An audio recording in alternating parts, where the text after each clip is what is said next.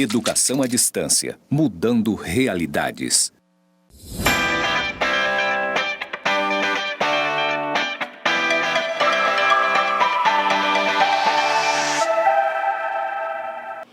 Olá! Está pronto para dar continuidade à nossa disciplina? É isso mesmo, Direito 1. E agora nós daremos continuidade com a temática de Direito Empresarial. A partir de agora nós teremos conteúdos em relação à disciplina de Direito Empresarial. E aí a gente vai ter também mais adiante lá na unidade 5 e 6, Direito do Consumidor. Combinado? Olha só, a primeira coisa que eu quero falar para você é o seguinte: acessou a minha biblioteca? Tá vendo? Os livros são incríveis, são livros atualizados, livros de qualidade. E agora eu vou passar a fazer para você a apresentação da bibliografia recomendada para a nossa disciplina. Olha só, quero recomendar que vocês acessem o curso de Direito Empresarial da professora Elizabeth Vido. É um livro bem interessante, tem algumas questões de concurso também para quem quiser exercitar, tá? E também o manual do Mamed, Gladstone Mamed, Manual de Direito Empresarial, ambos estão disponíveis lá na minha biblioteca. Olha só, sem muitas delongas, vamos iniciar aqui a apresentação da disciplina. Já estão vendo aí na tela o conteúdo sobre empresa, mas antes de tudo, eu quero conversar com vocês um pouquinho sobre a denominação do direito empresarial, tá? Olha só. Antes, existia, aliás, ainda existe um código comercial, mas ele não é mais utilizado aqui na nossa esfera. Esse código comercial, que é bem antigo, ele foi substituído.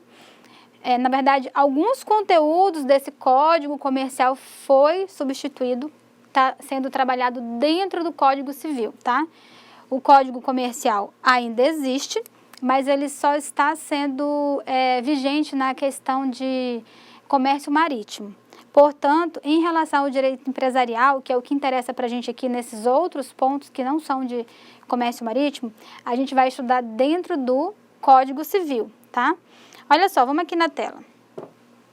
Eu trouxe essa redaçãozinha para vocês que diz o seguinte: a partir da entrada em vigor do novo Código Civil, a denominação passou a ser direito empresarial, em substituição a direito comercial, sendo direito empresarial o conjunto de regras jurídicas tendentes a organizar a atividade empresarial. Olha só, lembra que eu comentei com vocês sobre o direito público e o direito privado? Pois é, o direito empresarial ele está inserido dentro da classificação do direito privado. E é isso mesmo, o direito empresarial ele vem para estar regulamentando as ações desenvolvidas dentro do mundo empresarial. Bem tranquilo. Olha só, aqui na tela. Entre outras leis, tá? O que acontece? Temos o Código Civil e temos outras leis, tá? Outras leis que continuam a compor o ordenamento empresarial. É isso mesmo. Além do Código Civil, que traz normas gerais, nós temos outras leis que vão estar regulamentando situações cotidianas dentro do mundo empresarial. Olha só alguns exemplos que eu trouxe para vocês. A Lei 11.101, de 2005, que ela trata sobre a recuperação e falência de empresas, tá? Temos a lei também 3.357, lá de 85, que regula o cheque. Ainda temos também outro exemplo, que é a Lei 9.279, que trata sobre a propriedade industrial, entre outros. Temos também uma lei muito importante, de extrema importância para vocês dentro desse curso, que é a Lei 123, que ela institui o Estatuto Nacional da Microempresa e Empresa de Pequeno Porte. Vocês vão ver a importância de saber dessa lei em relação à atividade que vocês irão desenvolver no decorrer da vida profissional, ok? E ainda temos o próprio Código Comercial também, que não deixou de ser, como eu falei para vocês, ele continua em vigor, mas apenas em relação ao comércio marítimo, ok? Então aí são algumas leis, tá, pessoal? Existem outras e várias que também regulam essa questão de direito empresarial, tá? Porque temos no Código Civil e temos outras leis esparsas também que tratam sobre a regulamentação dessas questões de direito empresarial, tá? Vamos aqui para a tela. O direito empresarial é o ramo do direito que tem por objeto a regulamentação da atividade econômica daqueles que atuam na circulação ou na produção de bens, bem como na prestação de serviço, que são os empresários. Então, dessa redação vocês conseguem perceber que ele vai estar regulando, fazendo a regulamentação da atividade econômica daqueles que atuam na circulação de bens e também, pessoal, na prestação de serviço. Não é só para comércio de circulação de bens, não. Então, vocês têm que pensar que também que na prestação de serviço como uma atividade empresarial, que é regulada dentro do nosso direito empresarial. E aí nós vamos passar ao conceito de empresário. Você já sabe o que é o direito empresarial, que ele é mais abrangente. E aí a gente passa para o conceito de empresário, tá? E o conceito de empresário é estabelecido pela própria lei, mais precisamente lá no artigo 966 do Código Civil, que diz o seguinte: considera-se empresário quem exerce profissionalmente a atividade econômica organizada para a produção e circulação de bens ou serviços, tá? Então, essa é a redação do conceito de empresário que está estampada lá no Código Civil. Praticou a questão da atividade econômica organizada para a produção e circulação de bens, está configurada o caráter o conceito de empresário, tá? Conforme o nosso Código Civil de 2002. E ainda falo para vocês que o empresário é o sujeito da atividade empresarial, titular de direitos ou obrigações. Olha só, quando eu falo aqui que ele é titular de direitos ou obrigações, vocês vão ver lá na frente que existe a sociedade de fato e existe aquela que é registrada devidamente regulada nos registros da junta comercial, averbado lá, tudo certinho no cartório de registro civil, vai depender da atividade, né? Tem algumas que são registradas tanto na junta comercial quanto no cartório e outras que apenas na junta comercial, outras que apenas em cartório. Vai depender muito da atividade que é escolhida pelo empresário, no caso, né? E aí vocês vão ver que ele é titular de direitos e obrigações, mas que, por mais que ele não esteja devidamente registrado, isso não exime ele de ter que cumprir as obrigações dele. Porque por mais que ele não esteja com o registro dele em dia ou alguma situação assim, se ele tiver que fazer uma reparação de dano, ele vai ter que fazer, independente se ele está registrado ou não. Ele não vai poder alegar que, mas eu não estou formalmente legalizado como um empresário isso ou um empresário aquilo. Não existe isso. Ele tem as suas responsabilidades, independente da situação de registro nos órgãos competentes. Combinado? Vamos lá? Tá aqui, ó. A atividade empresarial, ó. A atividade empresarial, ela pode ser realizada pelo empresário individual, que exerce sua atividade como pessoa física e assume o risco da atividade empresarial, já que não há um patrimônio da pessoa jurídica e um patrimônio da pessoa física, tá? Então, por conta em risco, combinado? Ele vai estar assumindo o risco da atividade empresarial. E ainda, a atividade empresarial, ela pode ser realizada pela empresa individual de responsabilidade limitada, que é a EIRELI, que é uma modalidade inserida lá pela Lei 12.441. E aí, na EIRELI, perdão, eu falei EIRELI, mas alguns falam EIRELI, outros EIRELI, mas o correto mesmo, por tudo que eu tenho visto, é EIRELI, tá? E em relação a essa modalidade EIRELI, que exerce a atividade individualmente, mas com a constituição de personalidade jurídica, ok? E pelas sociedades empresárias, tá? Que exercem a atividade empresarial pela contribuição de 2 ou mais pessoas, constituindo ou não personalidade jurídica, dependendo da ocorrência do registro, tá? Já já vocês vão entender essa diferenciação. Então, mas a princípio eu já posso falar para vocês que existe a atividade individual e existe a sociedade, tá? Ou seja, são sociedades empresárias que exercem a atividade com a contribuição de 2 ou mais pessoas. Então, vocês vão ver que em algumas situações basta ocorrer a vontade de uma pessoa e em outras é obrigatório que tenha mais de duas ou mais, tá? Para poder configurar essa sociedade, ou seja, sociedade de 2 ou mais pessoas. Vamos dar continuidade. E aqui eu trouxe para vocês, dentro desse resumo da nossa aula, as vedações. Quem não pode ser empresário? Vamos ver aqui, ó. Em regra, toda e qualquer pessoa que possua capacidade civil plena pode exercer a atividade empresarial, salvo aqueles que a lei proíbe em especial, tá? A lei proíbe, tá? Mas aí vai ter um detalhezinho já que eu vou contar para vocês. A lei proíbe os funcionários públicos de exercer a atividade empresarial, os militares, os magistrados, que são juízes, né?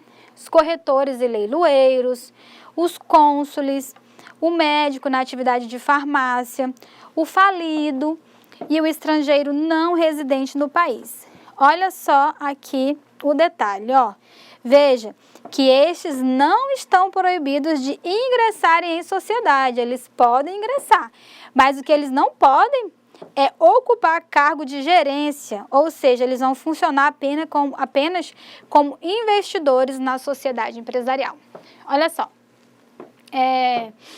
tem essas vedações aqui para servidores públicos, magistrados, leiloeiros, mas não significa que eles não podem até certo ponto.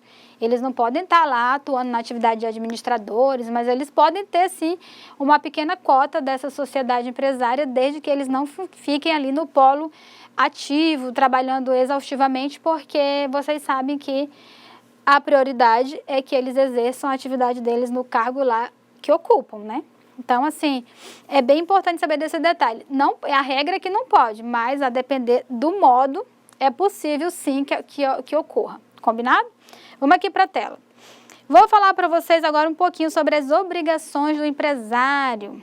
Olha só, o empresário ele tem a obrigação de fazer o registro do nome empresarial e vocês vão ver que cada situação vai depender, o nome da sociedade vai depender muito do que está sendo escolhido lá, se vai ser SA, que é sociedade anônima, se vai ser denominação, firma.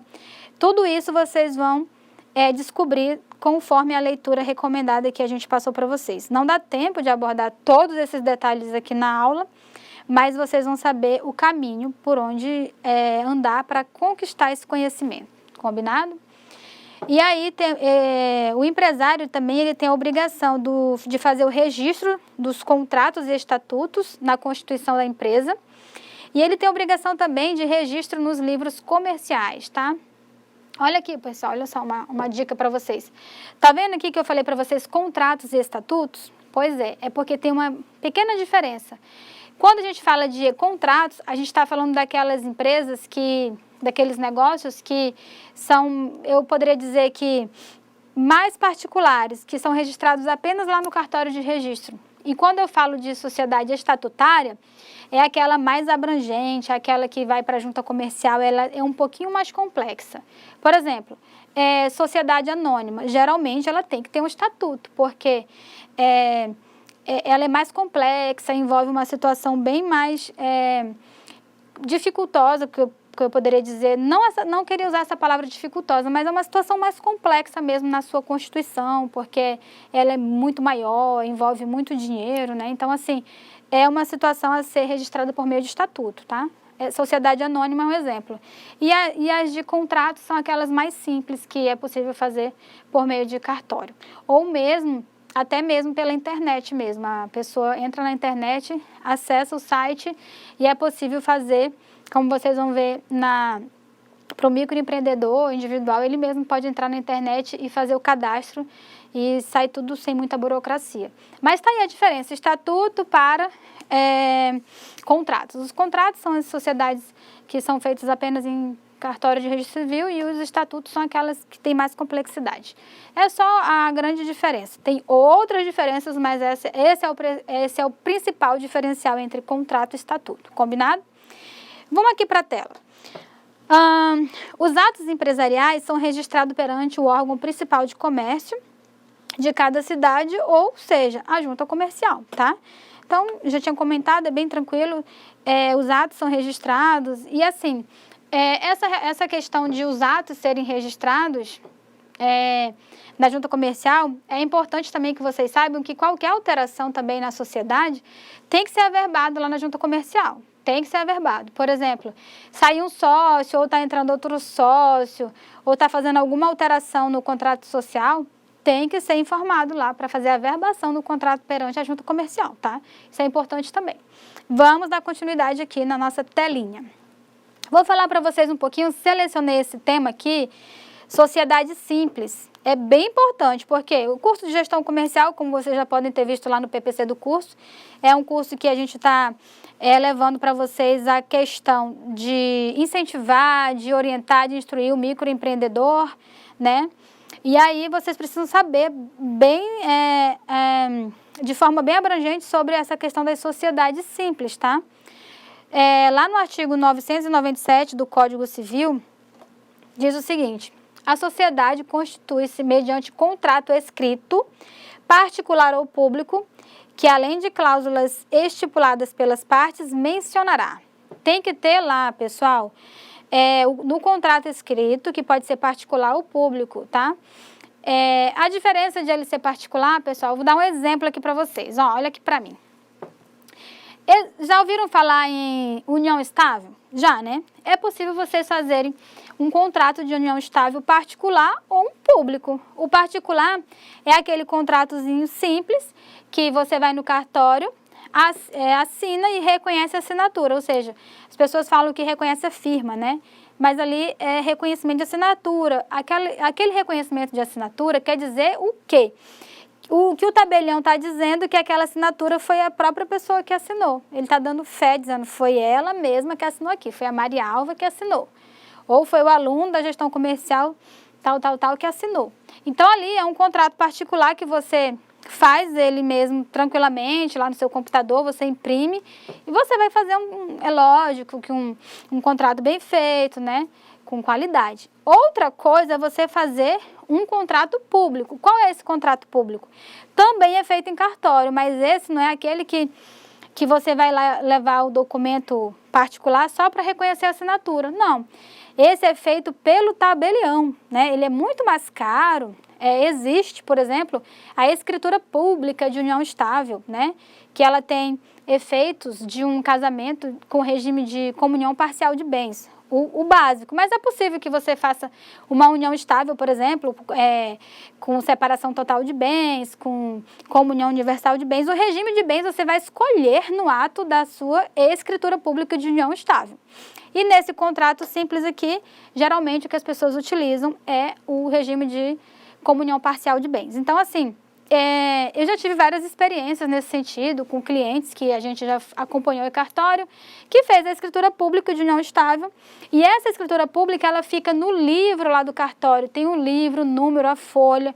A qualquer tempo que eu quiser ir lá pegar uma segunda via, eu posso ir lá pedir a segunda via, porque ele é um contrato público, tá? E ele é muito mais caro, ele fica dentro de um livro no cartório.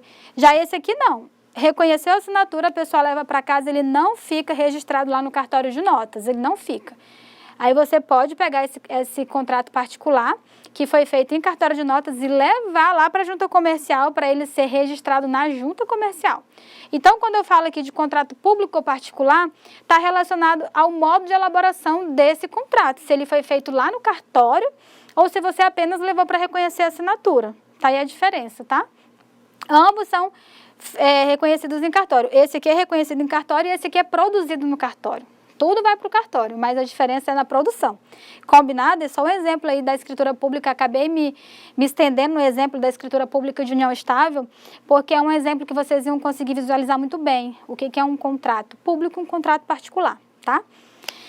E aí ele fala aqui na telinha para vocês o seguinte, que além das cláusulas que já são estipuladas pelas partes, o contrato vai mencionar o nome, tá? A nacionalidade, o estado civil, profissão e residência dos sócios, se as pessoas naturais e a firma ou denominação, a nacionalidade e a sede dos sócios, se jurídicas, por exemplo. Então, vocês estão vendo aqui, aquele comentário que eu falei agora há pouco para vocês, sobre o nome. Aqui ele fala até do nome, né?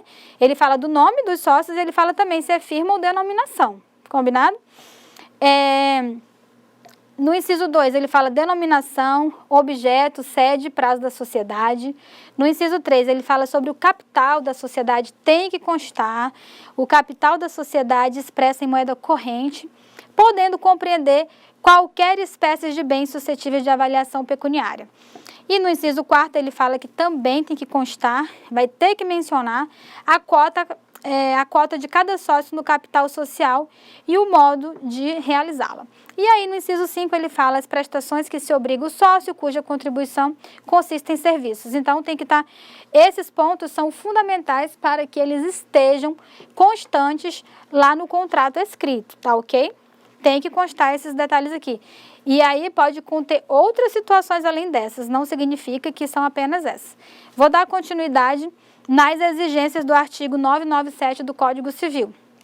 Ele fala que as pessoas naturais incumbidas da administração das sociedades e seus poderes e atribuições têm que constar.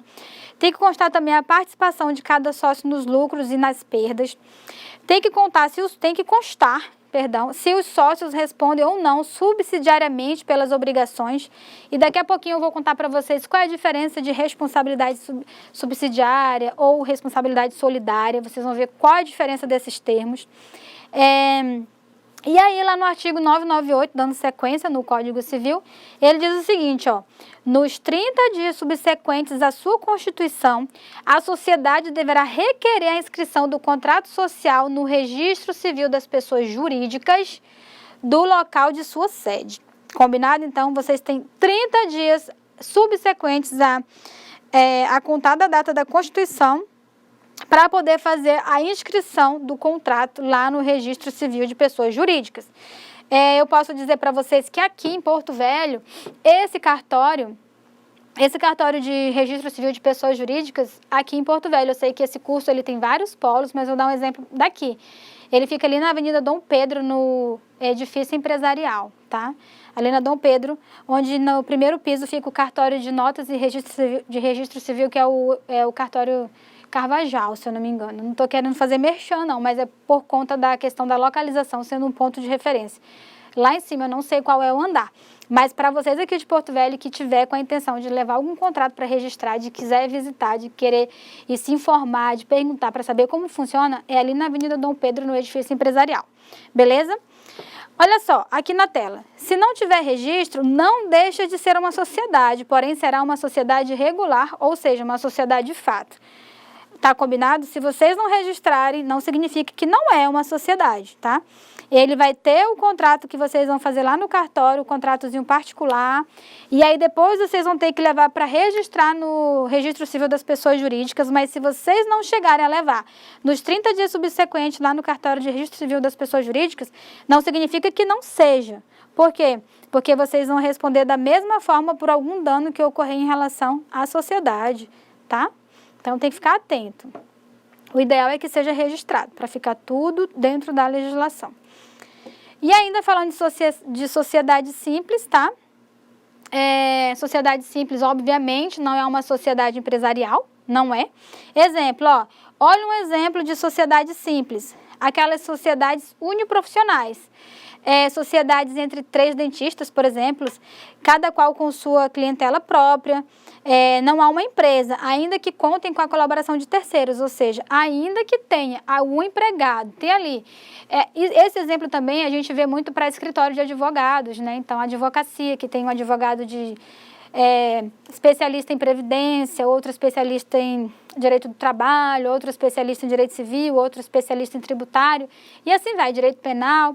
Então, tem aquela sociedade. Então, ali vai ser uma sociedade simples, porém, mesmo que ele tenha os colaboradores, secretária, não vai ser configurado uma sociedade empresarial. É um exemplo bem comum que a gente vê nas doutrinas sobre sociedade simples lá, do 997 do Código Civil. Lembrando que elas são instituídas mediante contrato social, tá? Ou seja, não são estatutos, são contratos. E em relação ao que eu falei de escritório de advogado, eu quero dizer para vocês que, além dessa questão dessa regulamentação que tem o Código Civil, tem que ser observada a lei também lá da OAB, o Estatuto da OAB também, que tem algumas especificidades em relação a isso.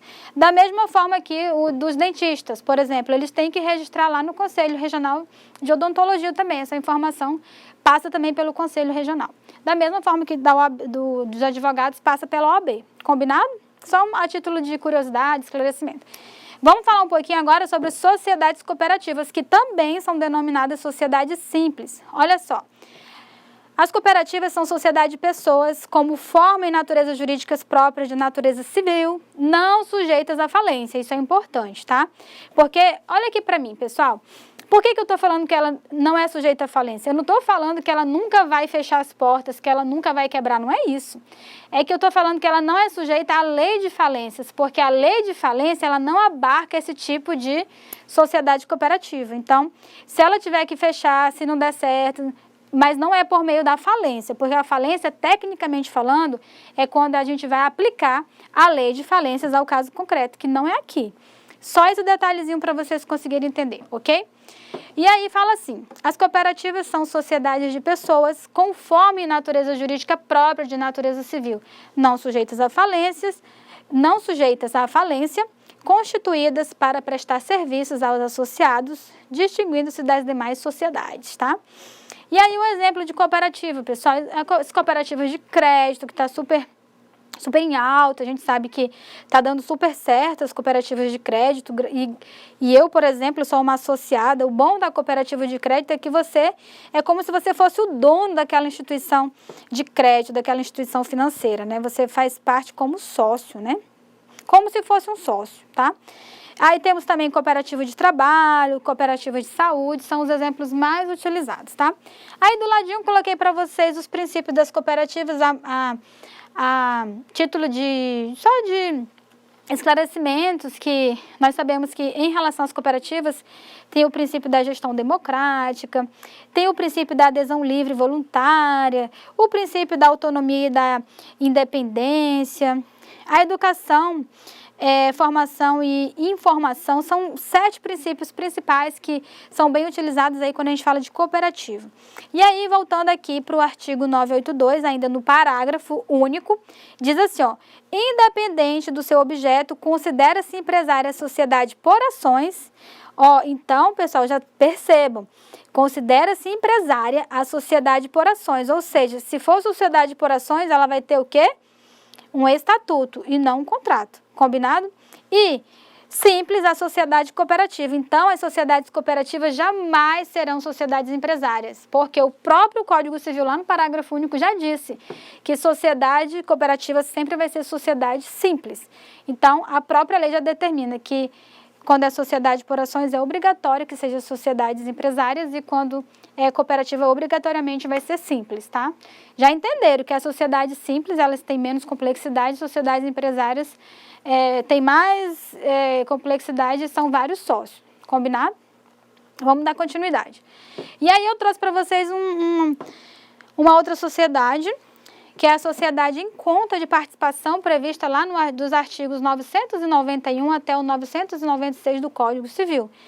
Por que sociedade em conta de participação? Olha só, o próprio nome já diz, é bem tranquilo, porque ela se assemelha a um contrato de investimento, tá? Ou seja, o sócio, ele vai ficar ali apenas injetando dinheiro. Ali, vamos ver aqui o que fala o texto, ó. Sem nome, sem registro na junta comercial, em que um dos sócios, empresário por sua conta em risco, desenvolve exclusivamente o objeto social. Tem um que fica ali na linha de frente. Enquanto o sócio participante poderá, por exemplo, contribuir para o desenvolvimento do negócio com a doação de um imóvel, por exemplo, tá? Então, um sócio trabalha e o outro fica injetando capital. Olha só o conceito para vocês nesse esqueminha que eu trouxe lá do livro do Chagas. Olha só. É um contrato de investimento entre um sócio ostensivo, tá? Que administrará o empreendimento, ou seja, o sócio ostensivo é aquele que vai estar de fato trabalhando, né? Que vai fazer a administração do empreendimento e responderá perante terceiros em relação ao objeto social. E um sócio participante, que é o investidor sem poderes de administração.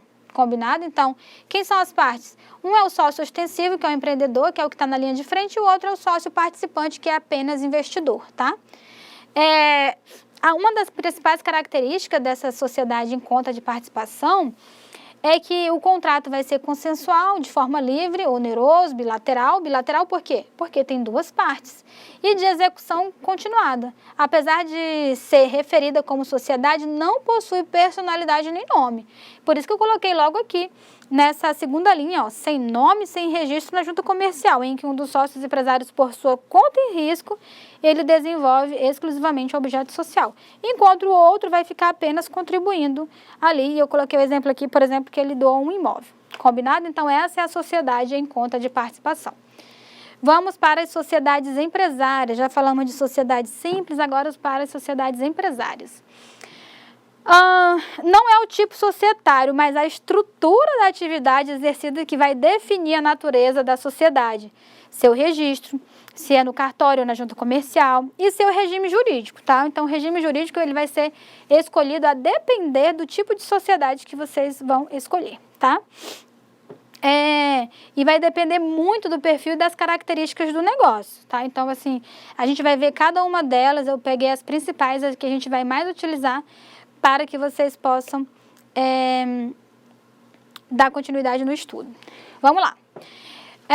Temos as sociedades limitadas, que elas vão lá do artigo 1052 até o 1087 do Código Civil. Olha só, a sociedade limitada corresponde ao tipo societário. Olha só, marquei para vocês o tipo que proporciona a limitação da responsabilidade dos sócios.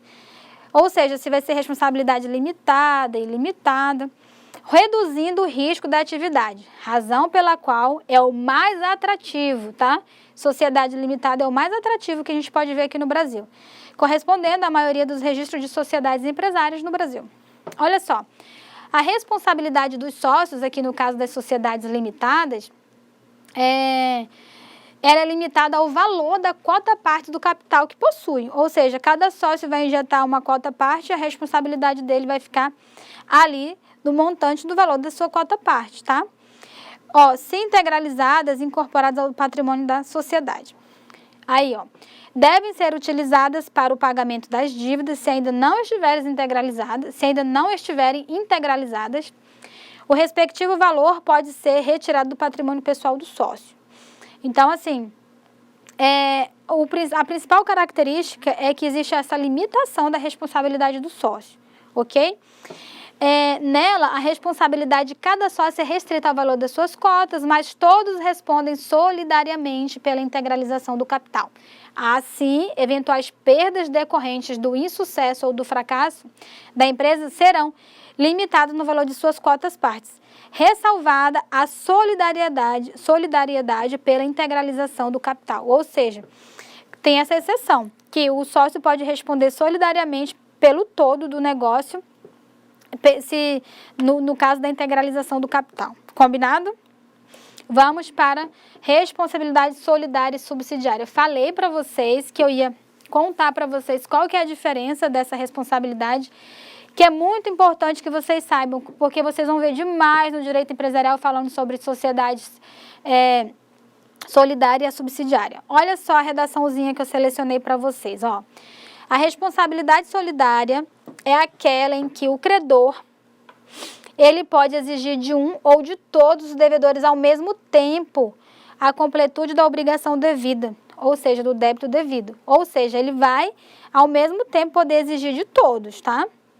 E a responsabilidade subsidiária significa que os credores precisarão atingir, em primeiro lugar, o patrimônio da sociedade, e apenas quando este não for suficiente é que os bens do sócio podem ser atingidos, respeitando a ordem do artigo 1024 do Código Civil. E aí eu recomendo que você faça a leitura desse artigo 1024 para que você saiba qual é a ordem de preferência dos credores. Combinado? Aí tem a responsabilidade solidária ilimitada, significa que após o término dos bens da sociedade e não satisfeita a dívida, os sócios podem ser cobrados no valor das dívidas sociais, permitindo-se, inclusive, que os sócios sejam cobrados individualmente devido à sociedade. Então, assim, a responsabilidade solidária pode exigir de todos os devedores ao mesmo tempo, tá? E na subsidiária, o credor primeiro ele precisa atingir o patrimônio da sociedade e aí quando não for possível fazer esse recebimento dessa dívida, aí é que ele vai poder entrar no patrimônio dos sócios, dos outros sócios. Então, é bem importante que você saiba qual é a ordem de preferência lá do artigo 1024 em relação a essa temática. Vamos dar continuidade, vou falar para vocês um pouquinho sobre o registro de empresa. É isso mesmo, pessoal, é correndo, é ligeiro, isso aqui... fiz uma seleção assim de alguns pontos que eu acho que são imprescindíveis para vocês dentro do curso, mas isso não exime vocês de ler lá o material, de pegar o livrinho, de fazer o estudo, de fazer as atividades, porque nós sabemos que são 30, 40 minutos para gravar aqui para vocês, eu preciso mesmo que vocês façam o acompanhamento dessa disciplina também por meio dos livros da minha biblioteca. Tá, isso aqui eu estou correndo justamente por conta do tempo, mas eu tenho uma dica em relação a isso. Tem uma engrenagemzinha aí que você pode fazer regular a velocidade da reprodução do vídeo. Então, você pode botar mais acelerado, se vocês acharem que está devagar, que eu não acho que é o caso. Ou vocês podem colocar mais lento, e assim vocês vão conseguir acompanhar mais lentamente. Mas eu preciso dar essa corridinha aqui para conseguir passar o máximo de informações para vocês dentro do tempo. Combinado? Então, mexe na engrenagemzinha, ou bota mais lento ou mais rápido, fica a critério da necessidade de cada um. Combinado? Vamos voltar aqui para a tela, vamos falar sobre registro de empresa. Olha só, uma das obrigações elementares para o exercício da empresa é o registro do empresário, que é a pessoa física, ou da sociedade empresária, que é a pessoa jurídica. Esse registro é regulado pelos artigos 967 até o 970 do Código Civil e também pela Lei 8.934, que é a lei que disciplina o registro público de empresas mercantis, que fica lá a cargo das juntas comerciais, tá? Toda e qualquer sociedade empresária, independente do seu objeto, deve ser registrada na junta comercial. Sociedade empresária é obrigatória que faça o registro na junta comercial do estado que está sediada, tá? E ainda nós podemos dizer para vocês que essa lei 8.934, ela dispõe sobre o registro público de empresas mercantis, atividades afins e também dá outras providências. Essa lei ela é muito utilizada lá na junta comercial, tá? E nos termos do Código Civil, lá no artigo 1150, pessoal, por favor, façam a leitura desses artigos que eu estou mencionando para vocês aqui, tá? Para vocês entenderem essa matéria aqui, vocês vão lendo esses artigos que eu estou mencionando. É imprescindível para a compreensão da disciplina, combinado? E aí temos o artigo 1150 do Código Civil, as sociedades simples e as individuais ao registro civil das pessoas jurídicas. Então, o artigo 1150, ele diz que o registro das pessoas, das sociedades simples pode ser apenas no registro civil das pessoas jurídicas, mas é possível também fazer registro lá na junta comercial, a depender do tipo que vai ser escolhido, tá? Vamos falar sobre um pouquinho do regime jurídico dos micro e pequenos empresários. Olha aqui, chegou no ponto que interessa ao curso, né? Porque a ideia é fomentar e estimular os micro e pequenos empresários. Olha só, a legislação que cuida do regime jurídico aplicável às micro e pequenas empresas tem 3 objetivos principais. Olha só, reduzir a carga tributária, vocês vão ver lá que vai entrar naquela questão do Simples Nacional, tá? Que no único documento é possível efetuar um pagamento só de toda a carga tributária do negócio. Outro objetivo da legislação é desburocratizar a atividade empresarial e estimular o desenvolvimento do negócio de pequeno porte aqui no país, tá? E aí eles recebem um tratamento diferenciado que é mais protetivo e mais vantajoso. É isso mesmo, é bem interessante, tá? Porque aí o poder público, o Estado, ele tem a função de estar estimulando esses pequenos negócios. Imagina se fosse a mesma carga tributária, por exemplo, de uma sociedade por ações. Imagina, não ia ter condições de uma pequena empresa, né? Então, ou seja, aqui a gente até pode falar do princípio de tratar os desiguais na medida de suas desigualdades, né? Então, é essa a ideia do poder público, estimular o comércio de pequeno porte dentro do país. Olha só, vamos falar um pouquinho de empresário individual aqui na tela. Empresário individual é considerado uma pessoa natural, tá? Até aí tudo bem. Pessoa natural porque ele tem o CPF dele, mas ele vai ter o CNPJ também lá, mas o CPF dele vai estar vinculado aqui no negócio, tá? Sua razão é o nome do empresário que exerce sozinho a atividade empresarial por conta e riscos próprios, tá? Por conta e riscos próprios. Nesse caso, a responsabilidade pelas dívidas sociais será ilimitada, sempre será ilimitada. Olha só, ele é equiparado à pessoa jurídica apenas para efeitos tributários, já que é na legislação civil que ele é tratado como pessoa física. Também possui vinculação ao registro público de empresas mercantis. Lá na junta comercial, ele tem Nesse caso aqui, quando ele for tirar a documentação, vai entrar no site, ele vai ter um CNPJ, mas ele também vai ter a vinculação no CPF dele e deve ser registrado na junta comercial, combinado? Aí aqui eu vou perguntar para vocês, qual é a diferença entre o MEI, que é o microempreendedor individual, e o empresário individual, tá? Olha só, empresário individual, ele faz a abertura na junta comercial. E o microempreendedor individual, a diferença está relacionada no regime tributário, tá? O MEI, ele vai ter um regime tributário simplificado, que é o Simples Nacional, que tem que estar enquadrado na pessoa jurídica de empresário individual. Aí eu falo para vocês que nem todo empresário individual é um MEI, tá? Nem todo empresário individual é um microempreendedor individual. Pois, para dizer se ele a gente deve analisar o regime tributário escolhido no ato da sua Constituição. Pois ele pode escolher, por exemplo, ser lucro presumido ou lucro real.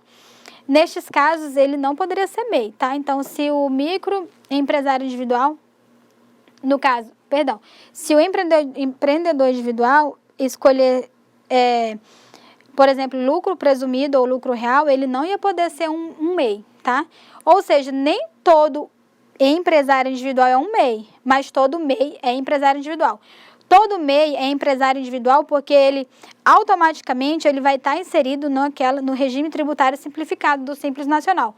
Mas nem todo empresário individual vai estar nesse regime simplificado. Isso vai depender da escolha dele no ato da constituição do negócio também. Aí eu vou falar para vocês que o microempreendedor individual está lá na Lei Complementar 123, a partir do artigo 18, lá no artigo 18A. Ele foi inserido posteriormente, tá?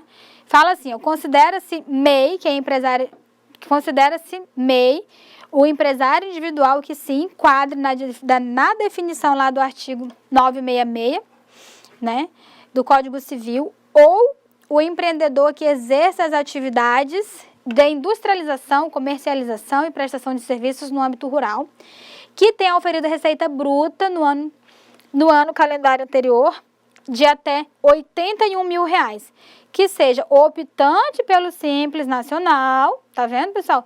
E que não esteja impedido de optar pela sistemática prevista neste artigo. Então, tá aí, a grande marca do microempreendedor individual é a questão da receita bruta de até R$81 mil, ele tem que estar necessariamente com regime tributário inserido lá no Simples Nacional. Aí eu trouxe aqui para vocês posso ser MEI, né? O MEI e o regime simplificado. Tá aqui, o requisito. Posso ser MEI? O requisito, ele tem que ser um empresário individual, ele tem que possuir renda bruta de até R$81 mil por ano, ele tem que possuir, ele pode ter no máximo um empregado registrado e não ter participação em nenhuma outra empresa, seja como sócio, seja como titular, tá? Então, aí ele não vai poder. Ele não vai poder ter participação em outro MEI, tá? Em outro MEI ele não vai poder, ele só pode ter um único MEI, tá? Vamos lá. E aqui eu trouxe o MEI, o ME e o EPP, que é o microempreendedor individual, o microempreendedor e a empresa de pequeno porte. Olha só, a diferença entre elas, pessoal, está na receita bruta, tá? Ou seja, o MEI é o menorzinho, ele pode, a receita bruta dele pode ser de até R$81 mil. Já o ME, ele vai de acima de 81 mil até 360 mil. E a EPP, acima de 360 mil até 4.800.000. 4.800.000, que é o teto da EPP, que é a empresa de pequeno porte. Olha só. Então, vocês já notaram que a principal característica que diferencia os tipos de empresas é a renda bruta, nesse caso aqui. Aí eu deixei um videozinho para vocês aí com o link, tá? Eu sei que vocês não terão acesso a esse slide, mas o professor Alessandro Sanches, ele tem um canal bem interessante lá no YouTube, que ele faz a explicação dessa matéria de uma forma bem didática, bem pedagógica, que eu recomendo que vocês assistam para complementar esta aula aqui, ok? E aí, vou falar um pouquinho de Eireli, tá? A Eireli é a empresa individual de responsabilidade limitada, que é aquela constituída por uma única pessoa titular da totalidade do capital social, devidamente integralizado, que não pode ser inferior a 100 vezes o salário mínimo vigente no país, tá? E aí, eu digo também para vocês que o titular não responderá pelos bens pessoais da dívida da empresa, tá? Não responderá com seus bens pessoais. Tá? A pessoa natural que constitui empresa individual de responsabilidade limitada somente poderá figurar em uma única empresa dessa modalidade. Então, a Eireli a pessoa só pode figurar em uma empresa dessa modalidade. Ou seja, ele pode até participar de outras modalidades, mas Eireli apenas de uma, tá? Vamos lá. Voltando aqui para a empresa individual, também ainda falando de Eireli, tá? E aí aplicam-se a Eireli no que couber as regras para as sociedades limitadas, tá? Somente o patrimônio social da empresa responderá pelas dívidas da empresa individual, da Eireli, no caso, hipótese em que não se confundirá em qualquer situação o patrimônio do titular que a constituir, ressalvados os casos de fraudes. Olha só, pessoal, a principal marca dessa Eireli, que é a mais atraente, é que o empresário, o sócio, ele não vai responder com seus bens pessoais, tá? Mas se for configurada a fraude, é possível sim que seja feita a desconsideração também, tá? Se for comprovada a fraude, é possível entrar no patrimônio social, mas isso daí já é bem mais difícil do que nas outras sociedades, tá? Vamos lá. E vou falar um pouquinho de empresa de pequeno porte, tá? Ela tem previsão lá na Lei Complementar 123, lá de 2006, e essa lei é que institui, tá? Traz o Estatuto Nacional da Microempresa e da Empresa de Pequeno Porte, tá? As empresas que têm um faturamento anual o limite de 4.800.000 podem ser registradas como EPP, cuja sigla é EPP, olha só.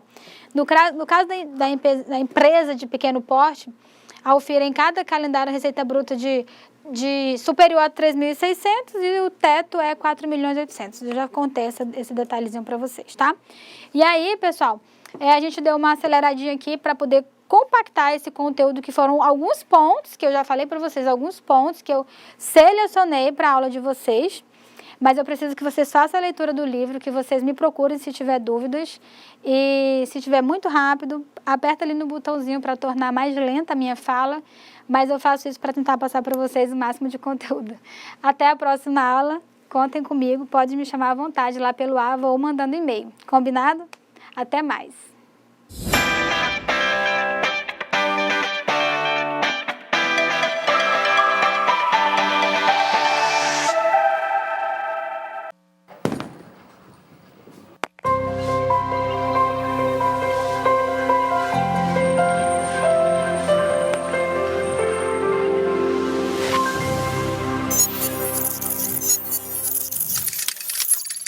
Educação à distância, mudando realidades.